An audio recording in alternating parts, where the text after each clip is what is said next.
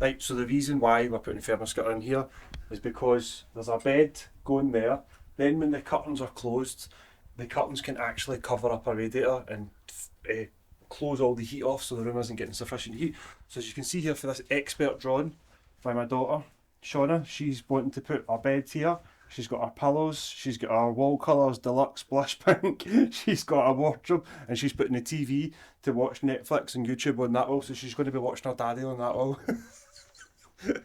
You tell me about ThermaSkirt, how it works. I've never used it before, so I'm keen to see this process. In this room, because we're getting rid of the rad, here we'll do 3 sides of the room. Right. 3 sides of this room will give you about 500 watts, which in the smaller profile. So in a lot of new builds, you know, probably a bit newer than this, we're just doing the 2 external walls to hit the loads, right, and the rest of it's dummy. In this instance, I think what we'll do is we'll lift the floor up here, right, the pipes to that radiator will come from the landing, and we'll basically pick up on the existing tails and reroute them to the side of this door, and then that's where we'll start. So the skirting has a flow and return at one end, it'll run round the 3 walls and then loop back on itself. So it connects in at the same position. You're not having to split your feeds or anything like that.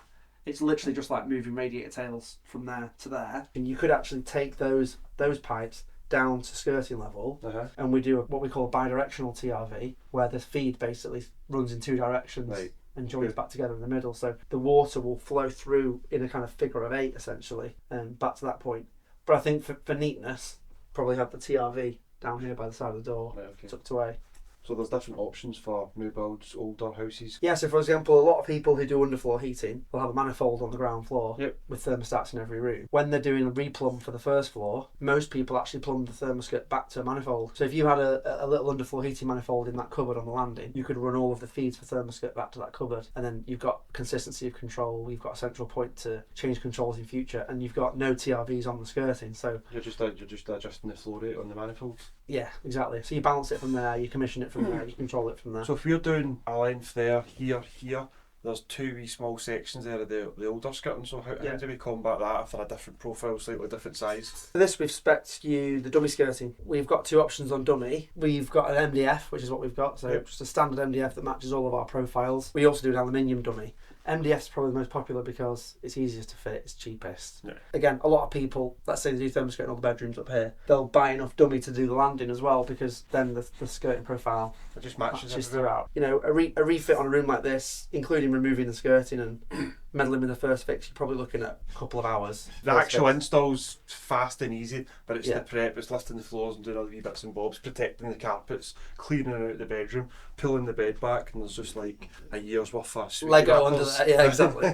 Yeah, so the majority of the work is in the actual first fix, which when people are replumbing houses is the case anyway, regardless of whether it's ThermaSkirt or rats, it's always the first fix that's the time consuming bit. And then kitchen downstairs. Yeah, do you want to go downstairs and have a look at that? Yeah, that'd be great. Yeah, we'll have a look. I mean, on a heat pump, what people don't fully appreciate as well is it's not just the wattage, it's also the distribution of that wattage. So, I mean, like the way I describe it is like you can have 2 cars both that are 200 horsepower, but they're tuned differently. They deliver that power in different ways. Yeah. This radiator, whilst it might have enough wattage on the face of it, it's in the corner of a room, you know, in a room that like wraps around there, kitchen. So from a distribution perspective, the heat distribution ends up being pretty terrible. Well, that's it. There is literally no other space. There's no other space you can go. So this is what I mean. If this was, a customer's house, and they'd say that wall, like mine, has got a sofa on it. Yeah. You've got this here. You've got a door there. You've got the kitchen here, and then you've got a set of patio doors here, and then another window. There's literally no more space for anywhere else to go. So what we do in kitchens, because of all the rooms in the house, like a kitchen diner is normally the most complex install for us. A lot of new builds now are doing underfloor heating downstairs and ThermaSkirt up, but if you do a retrofit like this, a lot of the time you've got patio doors like that one, or you've got bifold doors. So your skirting heating will run around the available walls, and then when you've got the patio doors, I'll just show you this. This is the BM2 profile, what we call a heated threshold system. Now this is just a 1.5 metre door. But at my house, for example, I'm not showing off now, we've got a 4 metre long sliding door, right? So we've got 4 metres of that across the whole part, because it's all about distribution. Where the glass is will be the coldest part of the room. Yep. So you're offsetting the losses, and then what that also does is it'll carry the water from that side of the door to the other side of the door, and then we can connect onto the plinths. So obviously this is white, which to be honest with you wouldn't be that offensive because you've got white worktops and white end panels anyway. We can colour match this and then that sits under there as a heated plinth. When that's colour matched, obviously it just blends in with the kitchen finish, and you get the benefit of having the heat on this side of the room and the heat. Literally, if that radiator wasn't a column, because that's got quite a high output, if Yeah. that wasn't a column, it was just a standard, say 600 by 600, and Yeah. I didn't want to change What it. was in here? What was the radiator that was in there? So it didn't even meet the heat loss for a gas boiler. Right. It was a 600 wide by 450 high. It was like this tiny wee thing. Everything in this house has been undersized K1. Even in the winter time, this house has been cold, and the heat loss isn't that high. It's just everything was undersized. Right. So the radiator was on that wall, It was on that wall. and you've now over there. moved it. So what we'll do on that is basically the Add-to-Rad system. Okay. So the Add-to-Rad, it leaves the existing radiator in place, and the ThermaSkirt's essentially a supplement to it. Uh-huh. You use the ThermaSkirt to make up the shortfall on the rads, which means when you do an assessment of a house, if say 7 out of 10 radiators met the loads, you could supplement the remaining 3. Okay. And it's always the kitchen diner, or the master bedroom with 3 external walls, or the extension over the garage. In this situation, because you've moved the rad, pipes are already there. We'll pick up on the pipes that were there for the original rad. Yeah, they're still behind the wall. I actually never patched the wall. Right, okay. Well, there's a bench there, so you know. there's a bench seat covering a hole in the wall where there's 2 pipes, so we literally don't need to do anything. Yeah, there's nothing more permanent than a temporary solution that works. Yeah, the pipes that are there, we'll pick up on them, and we'll add the ThermaSkirt in series. So the water basically flows through the ThermaSkirt first, Yep. and then into the radiator, and then back into the system. Yeah, okay. So- Sounds good. I don't have another option. This is concrete floor, hardwood floor. And I'm not going to try and dig this up and run new pipes anywhere. Yeah. So that's just not a realistic option. And then we've got a roof space here, like kind of almost an extension. So Yeah. there's no way to get any pipes in there to try and bring a radiator anywhere else. Mm. So that is what it is. Yeah. And that's just real life. That's just real life. A wee tip for anybody watching: if you're taking skirting off, just get a nice sharp Stanley and run it right along, because what happens is when the painters paint the skirting, they'll run painter's caulk along the top of it, then they'll paint it all to make it a nice finish, but then you've technically got a fixing, as in the skirting, the caulk are all then attached to the plasterboard, and the plasterboard's got like a thin layer of paper on it. So if you just go in there and pull it off, you'll end up pulling the layer of paper off the plasterboard, and it ends up a mess. And you need to get it all filled and painted.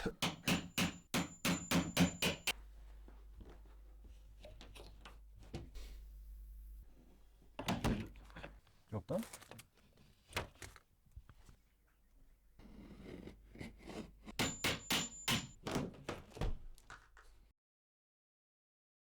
Mr. Discreet Heat.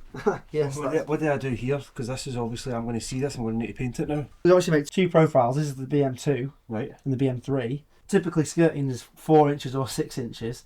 You've actually got just over that, but if you sat down there behind the carpet, when the ThermaSkirt goes on, it covers up the decoration line. We do have top capping profiles as well. So if this decoration was a bit higher, Yep. you could have like a more traditional looking finish to conceal that. And then do I caulk over the top of this? Like I'm not a traditional painter? So on the standard product, on the standard square inch product, we have this removable gasket, which we'll obviously install it later, but essentially what this gasket does is sits in that top groove of the skirting there, and that, when you've got walls that aren't straight, Ah, it sits there. so as that'll like a literally steel. follow the line of the wall and Yeah. fill up any gaps. So you can see I'm moving the skirting backwards and forwards there, That's brilliant. and it stays sealed. So basically, as your plaster goes in and out, Yep. that gasket fills it. So And this is just held on with the brackets at the back that will fit. yeah. So we'll fit we'll get the brackets fitted, and then we can get the skirting cut and on the wall. Happy days. And then we'll get the floor lifted over there because we're going to tie in to the heating system. Yeah. Another wee tip, Matt, is roll carpets. Don't fold them. See if you fold the carpet, like just pull it over and bend it over. See when you go to put it back down, you end up with a big crease in the carpet. Then the customer complaining. You know, like that, just like it came out of the factory, like a roll.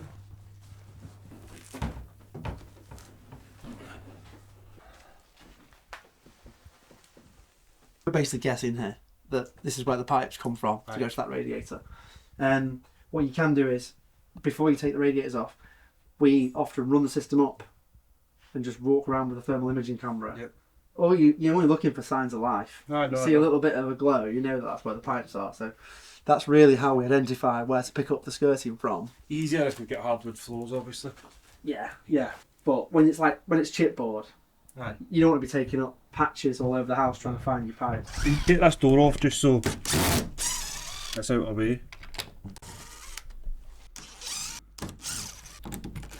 So they're actually quite heavy.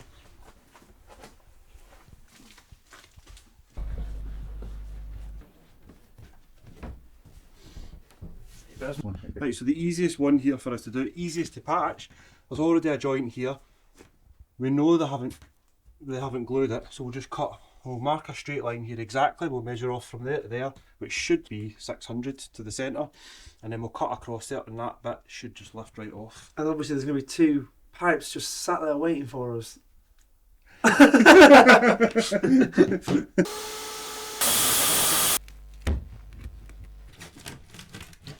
Oh no! Oh, perfect. And the 2 pipes just there. If If you look over the top there, Matt, you'll see the flow and returns just there on the inside of Come them. in here. So that's your primary flow and returns there, Matt.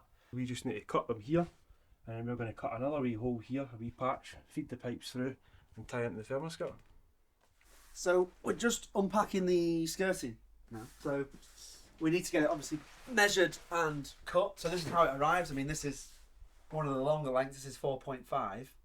We can do them up to 6 meters, but most people have them in 3 meters and 4.5s.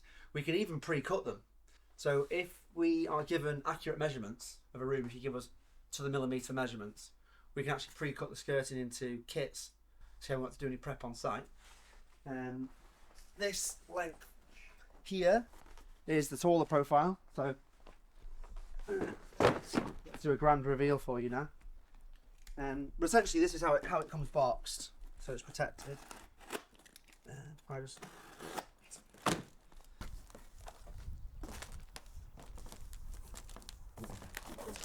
There she is. So in this box, you can actually get 3 pieces of skirting in a box.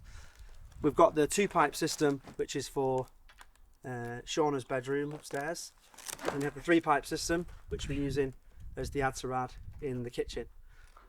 So once I've got it measured and cut, then we'll basically get the pipework in place. And then you've got the kits. So you obviously have the skirting panels. The kits are what connect it all together. So these will be the feed kits and the corner kits.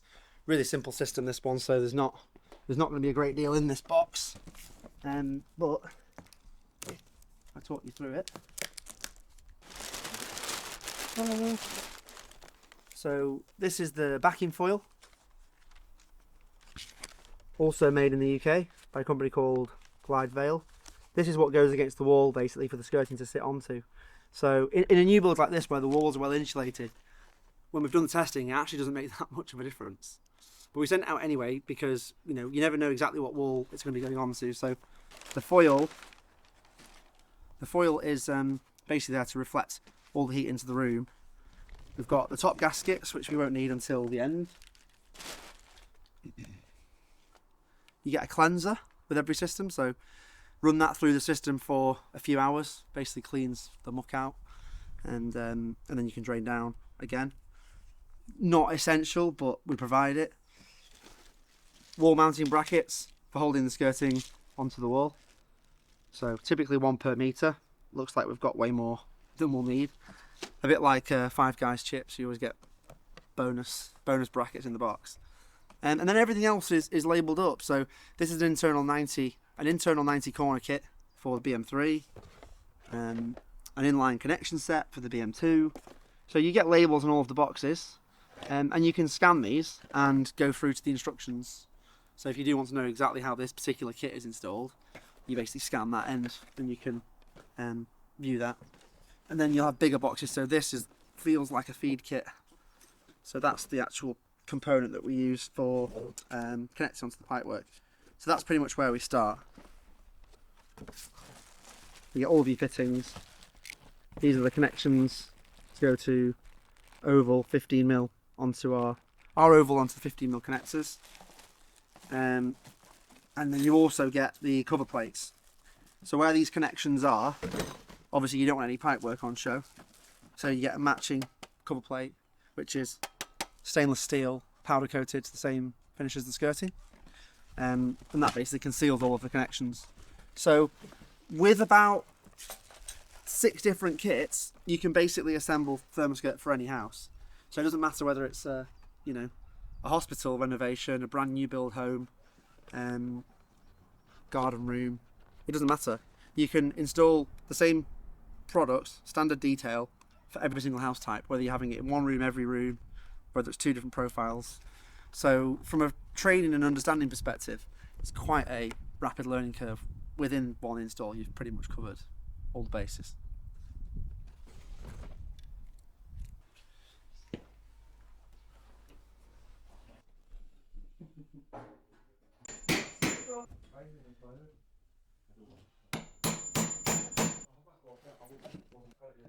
Rabbit. So what is it, use a bracket that goes on the wall? Yeah.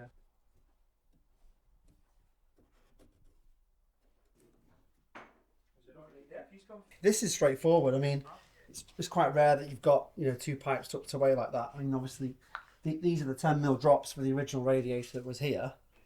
These have been extended to feed that radiator.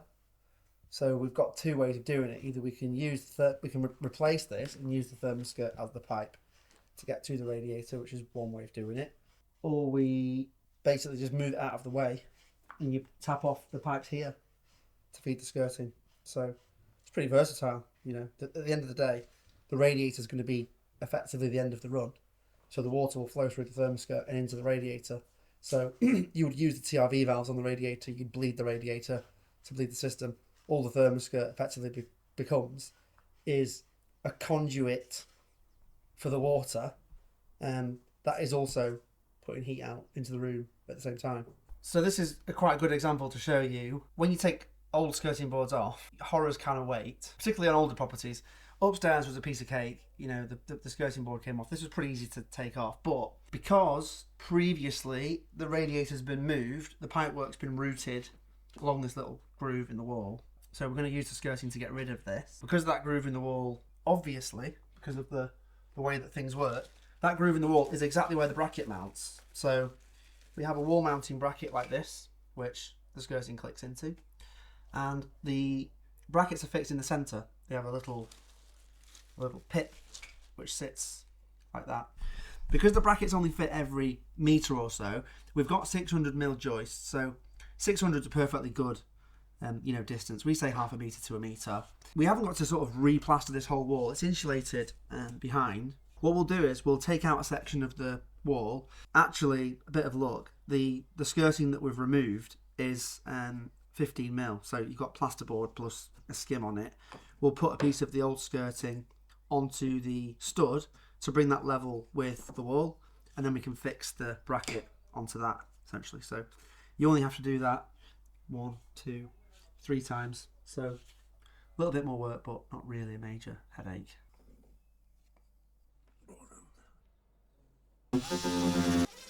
Too early for this.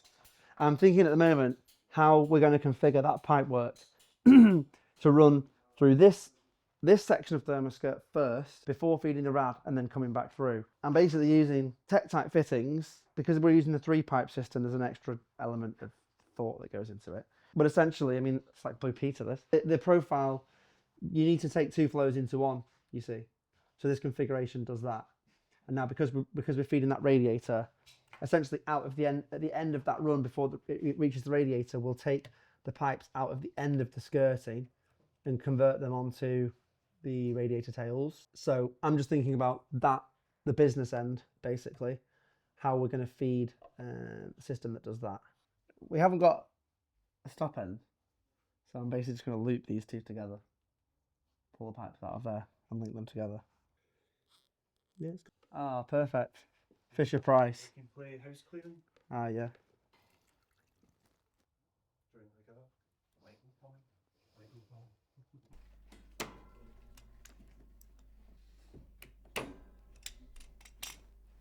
Yeah, so that's the deburring tool. So that deburring tool is what you use to basically ream the end of the skirting. So when you cut it, obviously you'll have a a hard edge on the fittings, and basically you run that round. What's a nice chamfer on it? Yeah. If you've used a hacksaw to cut it rather than a chop saw, you've not got a clean cut. We don't recommend hacksaws, but essentially these are the two tails. These are the flow and returns to this radiator. We've obviously they were running this channel here. They've now been cut back, so the skirting is now feeding the radiator. So we'll be able to pick up the tails up there, add the required amount of emitter to meet the heat loads, and at the same time eliminate some pipework and feed this rad off the skirting profile. What I do, and it's good practice, if you've got a sample, great. Most installers keep a couple of samples of skirting on the van. If you haven't got a sample, nibble a piece off the end of your supplied length and just use this effectively to jig it up, because in certain situations like this, which you can't really include in the instructions, basically you have to put the connectors in, put the skirting in place, cut your pipes to suit. So having a sample is just a massive help getting everything prepped and ready. And you can see the profile here, it's obviously taller than where the skirting was. So we'll get the foil on, and then we'll fit the brackets to these noggins that we've put in place. Now I know how close I can get.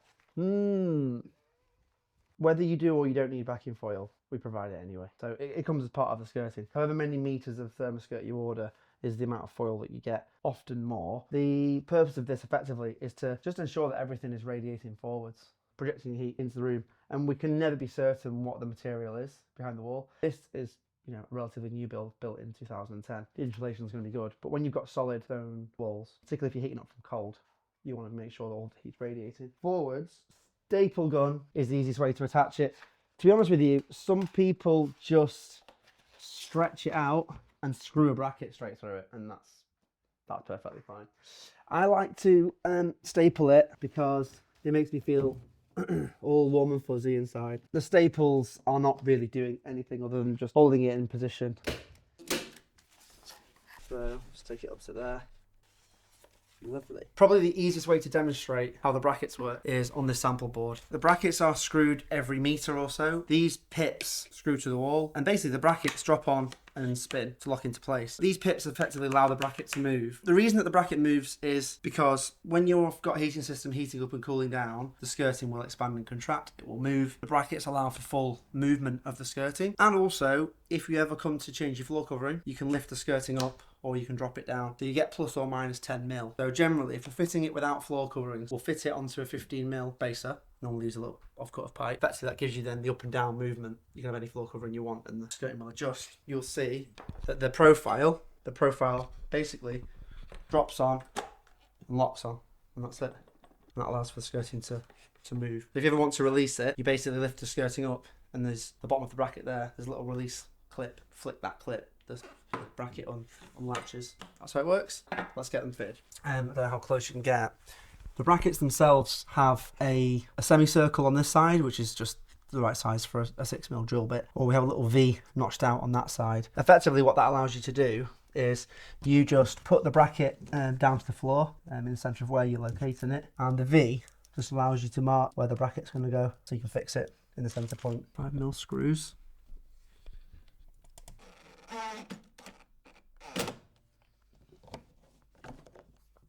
Simple as that.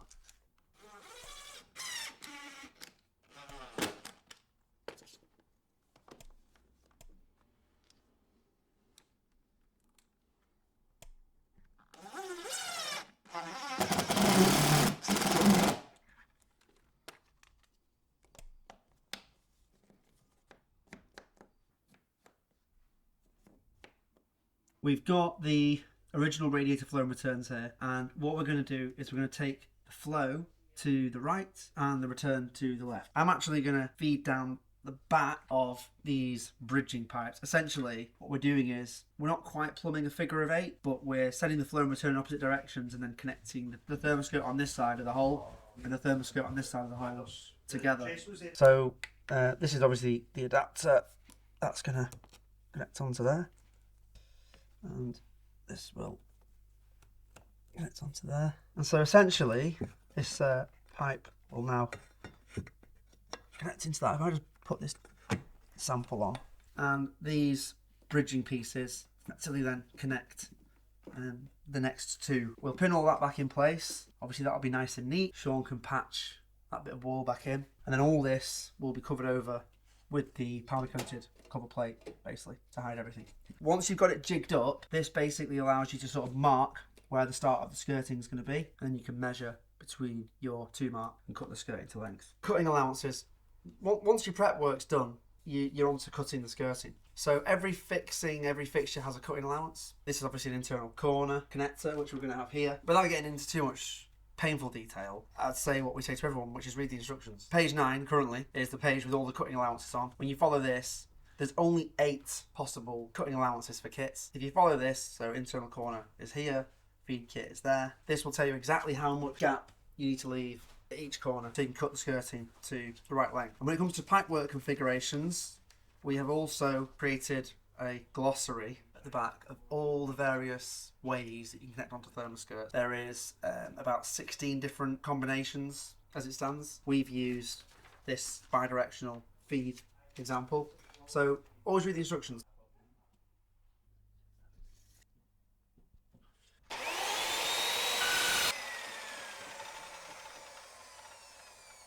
When you cut the skirting, you've got a hard edge on there, and our fittings go in. And that's quite sharp. Yeah. So you get the deburring tool with the spares kit and a bit of cutting oil. The WD-40 will do it. It's just basically to give. Yeah. Is that a lube? Aye. Nothing wrong with that. You don't have to press down too hard. The blade's sharp. Ah, it's quite sharp, eh? Yeah. And that's it. Hey, he's a natural. So you know that it's right because it just slides in. It doesn't actually feel like it seals, but It doesn't, does it?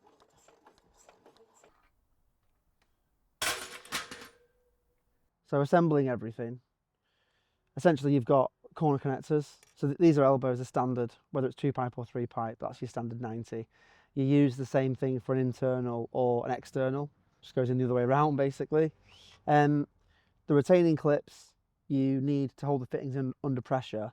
On an internal corner, you don't clip the long side. The long side is there for expansion and contraction, so you'll see when we install it that this will be about 20 mil, 25 mil shorter, and you've got a little bit of an expansion room there. So bring this in.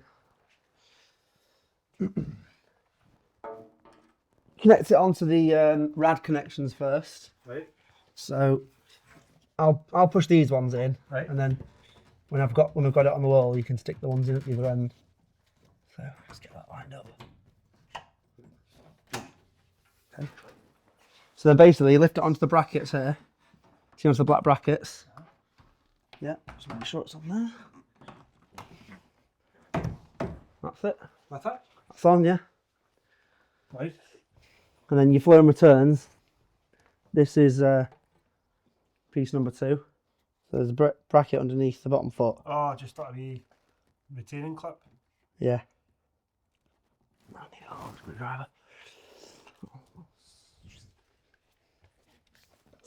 That basically just drop it onto the bottom feet. That's us. What's that? Yeah. And then this piece goes in there. Now what I'm doing is we're bridging over the top sections, you see. The flow is going in this direction. Yeah. So when it comes back, it'll be coming down these top 2 pipes. So it jumps across, goes around there, comes back along the bottom, then back into the return. Okay. Yeah, it's just a loop like that basically. So. And that manifold down at the bottom is what joins them 2 into 1. Effectively, yeah, it's actually the radiator that's acting as the end of the run. I don't know. Yeah. Okay. That's that. Right. So basically, get these pieces lined up.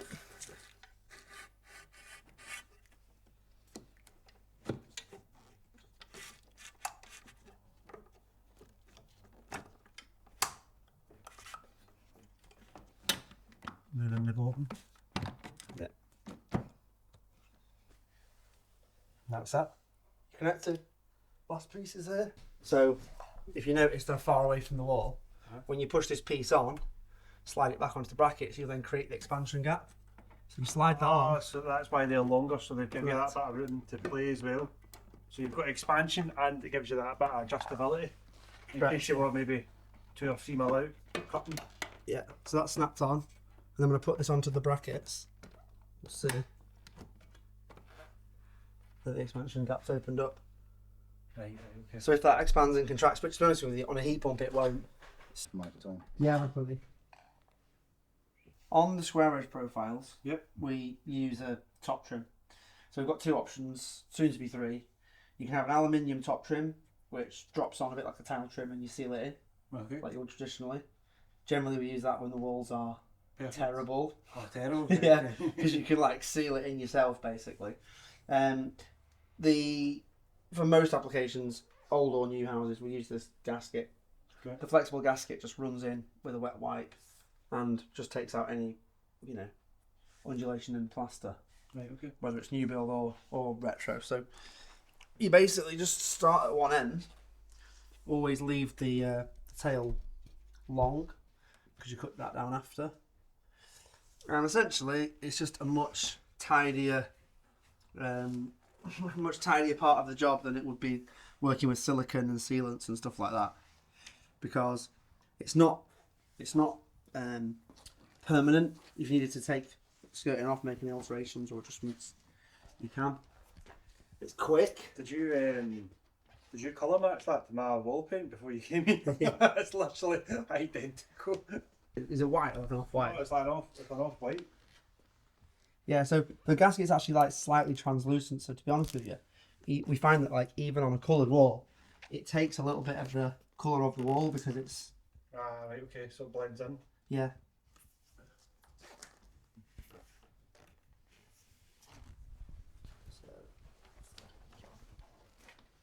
So the wall gets a bit tighter here.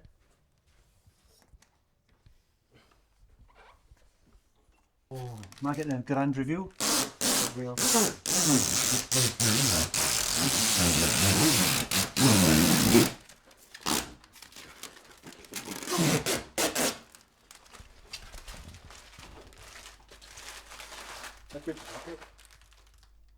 Looks really, really good. And I suppose if you get painters and decorators in, you just pull this off at the last minute. Correct. Yeah. I mean, the Yeah, very that's what hours it's there get for. flooring done.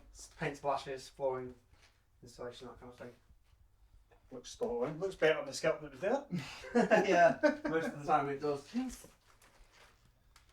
Happy days. Right, what's next?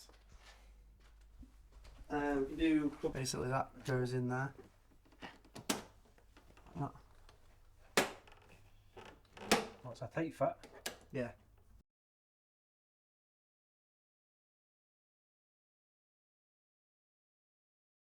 So we've got the primary flow and returns here. These are now the old dead-legged pipes to the radiators. So capped off. I mean, they're on the road to nowhere, so they don't really need to be capped off, but it's good practice. And these pipes that are coming off the primaries, the flow and return, are now looped round to the side of the door. I don't know if you can get around here or not, but essentially that is all you need for ThermaSkirt. So what we've done here is we've drilled 2 25mm holes and basically knocked out the bit of remaining meat in the middle and brought the 2 pipes up there. Normally we plumb in 15. Most older houses are on 15. But for a run of this size, 10mm is absolutely fine. It's only got 3 sides of skirting. So that's done here now. We put a little bit of strengthening back into the joist and we can close it up.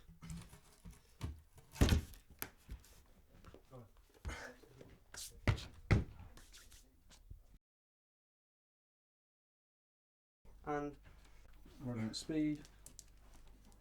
I tell you what, though, why not if I just like hang good, you?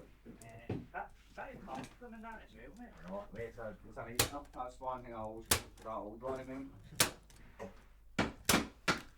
You might get into the base fine, and then you'll find that you can't get back at it. Somebody's bloody parked in the bay behind you.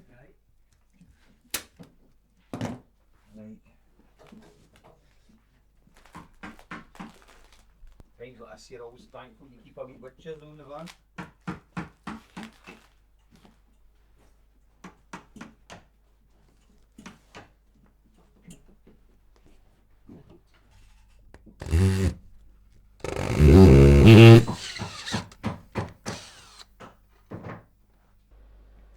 gets confusing with too many shuns. I know, yeah. 3 in the house, I think.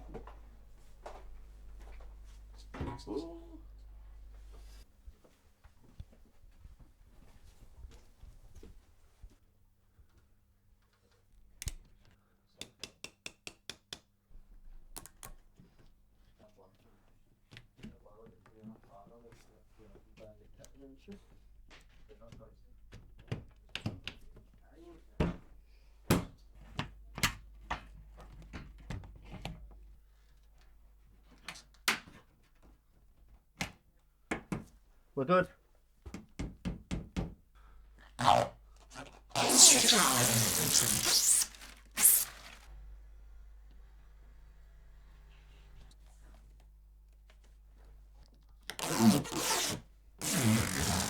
Lots of people wonder how you actually control the skirting because conceptually it looks too different to a radiator, but it isn't actually. The standard way of plumbing like this, where you're branching off a primary flow and return, we have a TRV valve and a lock shield valve.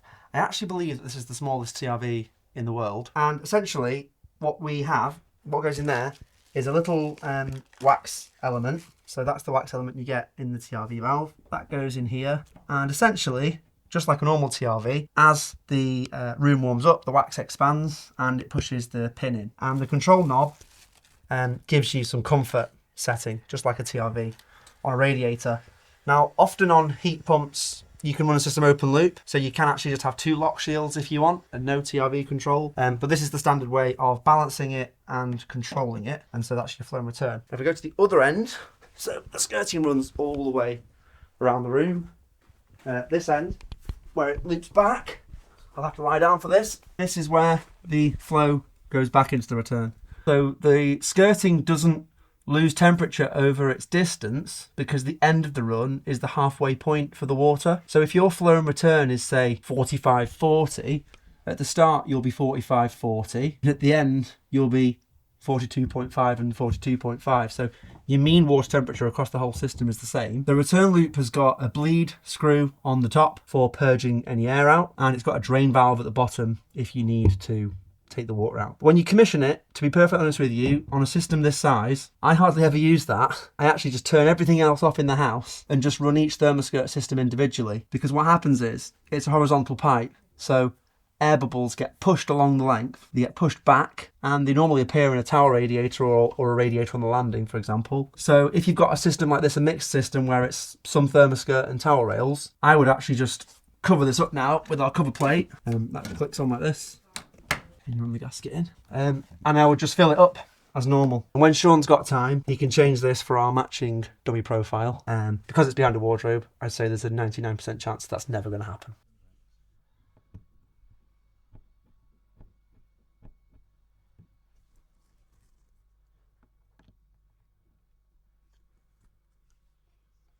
It's too far. Jesus, this lens is too far.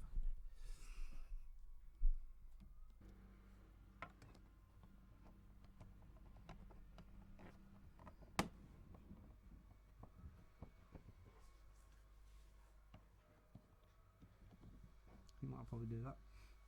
I'll just screw that up now. Yeah. So yeah, normally, because obviously these use that's ticking out anyway because the plaster does that. Right, happy wife, happy life. Is that what they say? She's over the moon. We kept the existing radiator, column radiator here, get ThermaSkirt down here. Really happy, really pleased. Shauna's room, radiator used to be over there. That's gone, room get painted yesterday. Lovely, right? No radiator there, nice. So now she can walk up and down here as we planned. No banging into her radiator. And it looks really clean, I like it. So that's your radiators there, get along. There's a wee thermostat for it down there. And I'm over the moon, much more room.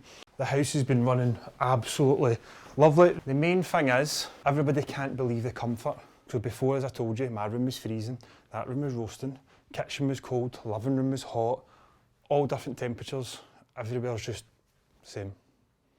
Nice and comfortable, happy days.